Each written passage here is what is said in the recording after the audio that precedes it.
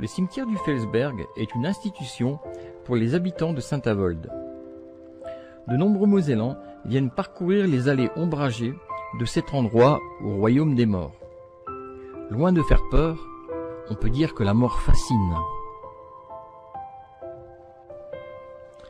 Partons ensemble à la découverte du cimetière du Felsberg à Saint-Avold en Moselle et découvrons la richesse et la diversité de l'art funéraire. Cette forme d'art souvent méconnue qui englobe les objets, les peintures et sculptures en lien avec la mort est généralement destinée à accompagner les dépouilles. Ce cimetière niché sur la colline du Felsberg, à 2 pas du centre-ville et joliment arboré, est le plus ancien cimetière de la ville, mais ce n'est toutefois pas le premier. En effet, à l'origine, les personnes décédées étaient enterrées autour et dans l'église Saint-Pierre et Saint-Paul, qui se situait dans le cœur historique de la cité. À l'époque, on enterrait directement en pleine terre, sans caveau ni dalle funéraire. Les corps étaient simplement enroulés dans un linceul ou mis dans un cercueil en bois pour les personnes les plus riches. Les vestiges de cette première église de Saint-Avold, de style gothique flamboyant datant du XVe siècle et désaffectée en 1802, sont encore visibles sur la place Colin. Au fil du temps, et pour des raisons d'hygiène et d'insalubrité publique, le cimetière est fermé. Les ossements sont transférés à partir de 1763 au cimetière de Belle-Croix, situé en contrebas de la chapelle Sainte-Croix. Mais celui-ci fermera, pour les mêmes raisons, en 1850. Anticipant ce problème, le conseil municipal se réunit dès 1845 pour examiner la possibilité de création d'un nouveau cimetière.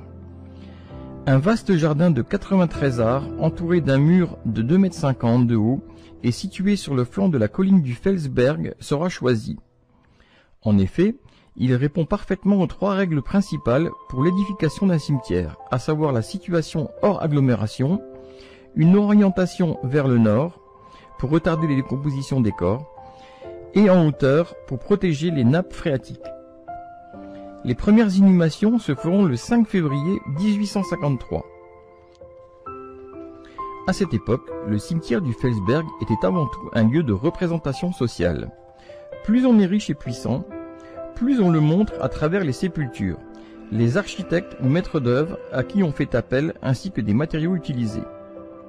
Tout cela est très important afin de réussir sa mort, et souvent les personnes étaient prêtes à économiser toute leur vie pour s'offrir de belles funérailles. Cette mentalité durera jusqu'à la moitié du XXe siècle.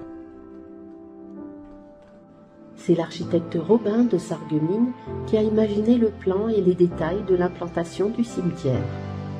Il s'agit d'un cimetière dit de type romantique, en terrasse et divisé en 4 sections réparties autour de 2 grandes allées perpendiculaires. La section nord-est était réservée aux inhumations communes des enfants de moins de 12 ans et contenait 449 fosses. À l'époque, les enfants n'étaient pas identifiés.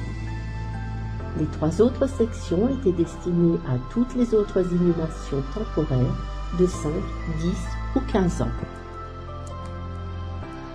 À partir de 1865, l'achat des concessions perpétuelles se multiplia, et ce furent surtout les riches bourgeois et propriétaires de Saint-Avold qui en firent l'acquisition. Ces concessions se situent essentiellement sur la 2e terrasse.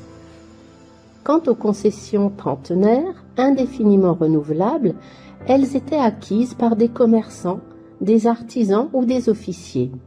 Elles se situent au nord de la 2e terrasse, accessible par un escalier directement à gauche de l'entrée ou au centre du cimetière. Nous vous invitons maintenant à découvrir quelques monuments atypiques du cimetière du Felsberg et les symboles qui ornent ces tombes. Dans l'allée centrale, à gauche, plusieurs tombes jardins de style rhénan.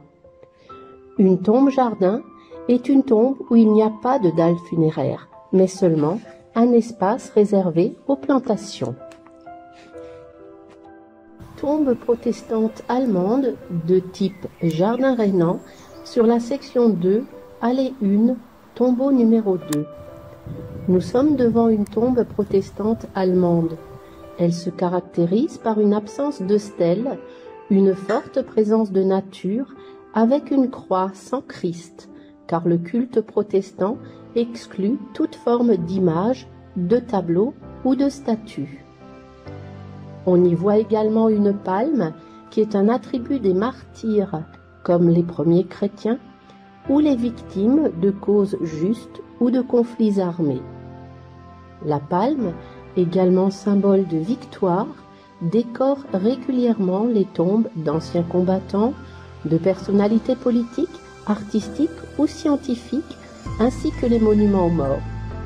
Ici, une rose. C'est en Europe la fleur des fleurs. Elle est la suggestion de l'amour et de l'amour partagé. Elle peut être représentée seule, en bouquet ou en couronne. Devant nous, un cénotaphe. C'est un tombeau élevé à la mémoire d'un mort, mais qui ne contient pas son corps. Le corps est enterré en dessous, dans un caveau sous terre. Ici, un tombeau en calcaire composé d'un socle monumental rectangulaire posé sur 3 degrés et sur lequel repose un sarcophage à pattes de lion à l'antique. Ce tombeau de famille fortunée comporte tous les attributs flamboyants de la symbolique funéraire du XIXe siècle. La couronne de laurier, symbole des vainqueurs, les guirlandes de laurier guidant les morts dans l'au-delà, retenues par des motifs de cuir, et au sommet, une croix latine ornée de feuilles de lierre prenant naissance dans un bouquet de flammes. La flamme évoque la vie, le souvenir vivace de la transmission. C'est pourquoi une flamme perpétuelle brûle au-dessus de la tombe du soldat inconnu.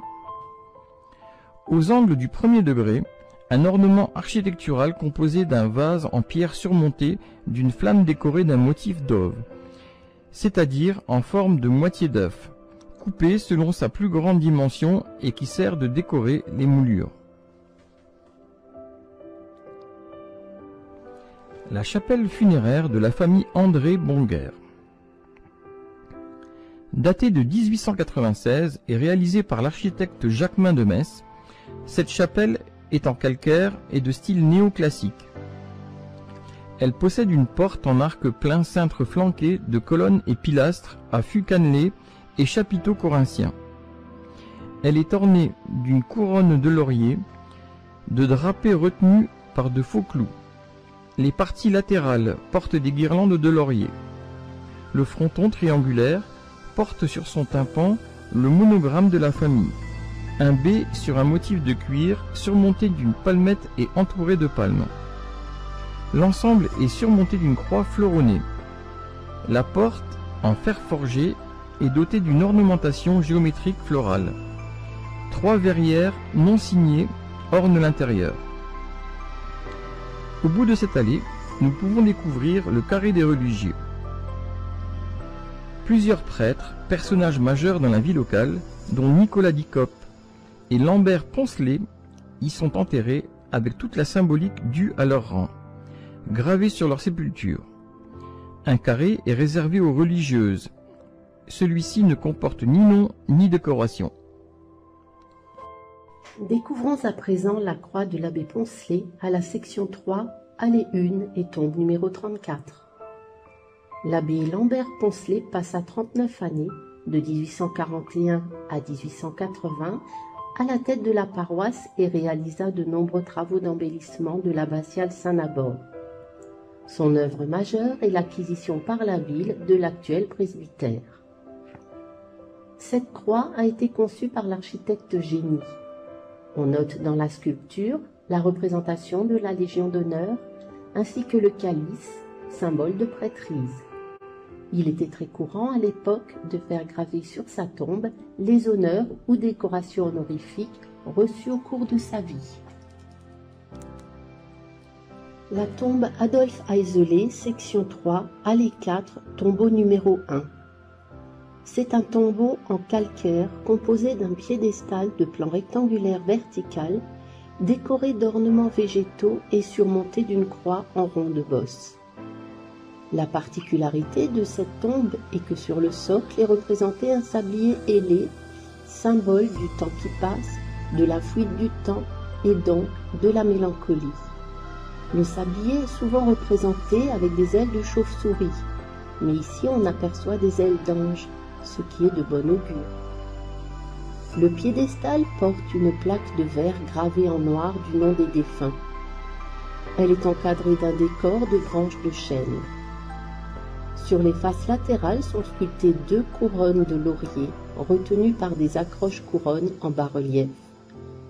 La croix repose sur un socle sculpté de rondins de bois. Les branches de la croix sont à l'imitation de bois écoté. Une lourde draperie entoure le croisillon et retombe en de nombreux plis sur le socle. Ce tombeau est l'un des 9 tombeaux à imitation de la nature présents dans le cimetière. Autre lieu remarquable, section 6, allée 1 et tombe numéro 4, la tombe de la famille Néron-Bourget, sculptée par Laroche François-Adolphe. Ce monument a été érigé par un mari en l'honneur de sa femme décédée. On observe les motifs floraux, les roses et les chrysanthèmes pour symboliser l'amour. L'encre représente la fidélité. À côté de la croix, un ange pleureur, tête baissée, tient en sa main une couronne qui porte l'inscription « Souvenir ». Les couronnes, en forme de cercle, représentent l'immortalité.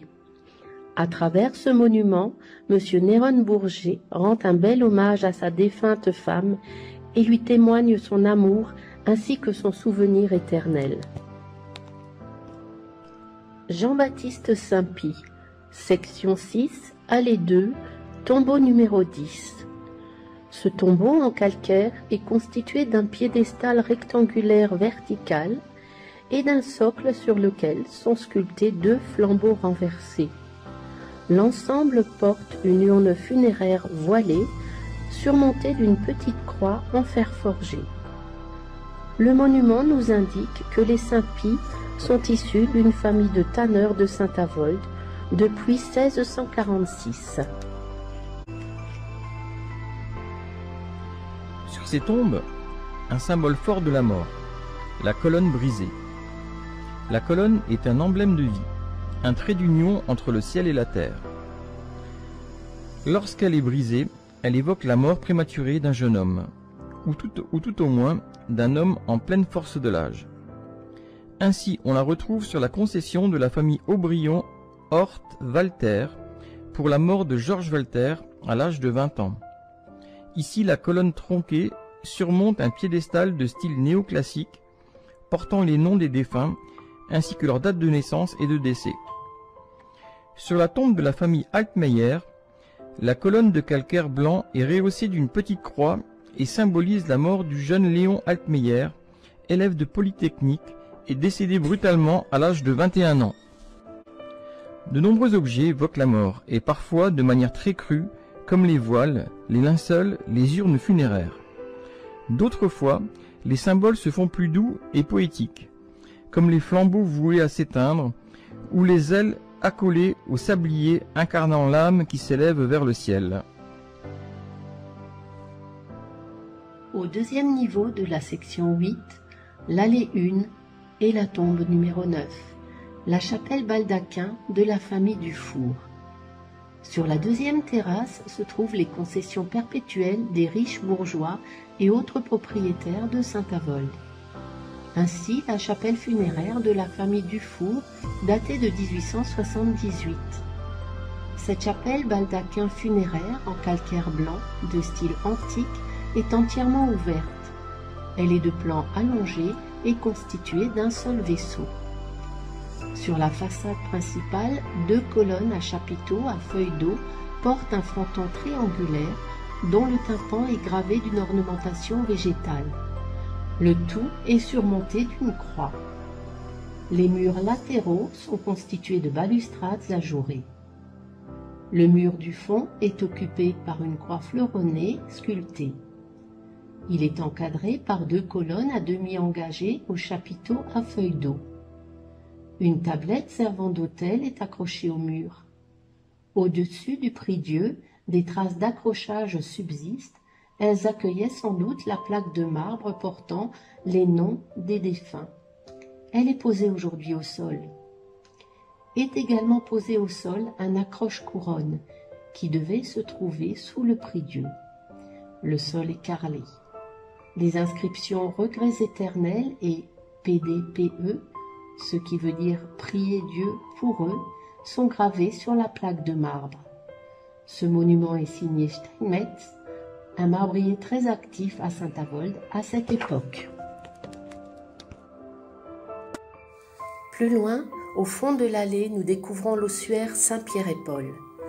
Son nom vient évidemment de la première église paroissiale dont nous avons parlé au tout début de notre visite. Lors des travaux de restauration et de transformation de cette dernière, qui ont eu lieu en 1987, 2000 squelettes avaient été retrouvés enfouis sous plusieurs mètres de terre. Il avait alors été décidé de transférer tous ces ossements dans un ossuaire du cimetière du Felsberg.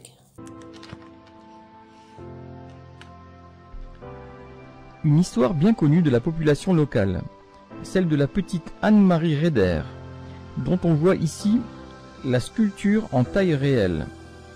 Alors âgée de 10 ans, elle serait morte d'épuisement, probablement un problème cardiaque, après avoir parcouru à la corde à sauter le chemin de la gare jusqu'à la place Saint-Nimbord.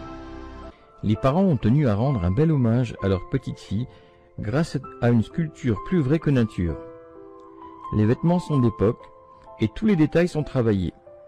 La fillette tient dans sa main droite un chapelet et dans sa main gauche un lys brisé. Le lys est le symbole de la pureté. Cette tombe est l'œuvre du sculpteur Laroche de Kédange. Cette chapelle funéraire de type néogothique à plan allongé est dotée de 2 baies trilobées. La porte en fer forgé est ornée de 3 médaillons avec un visage voilé et d'une ornementation florale. Elle est surmontée d'un tympan en arc brisé dans lequel une fenêtre trilobée ouvre sur l'intérieur de la chapelle. Des pinacles à fleurons s'élèvent de part et d'autre de la façade principale. L'ensemble est surmonté d'une croix fleuronnée.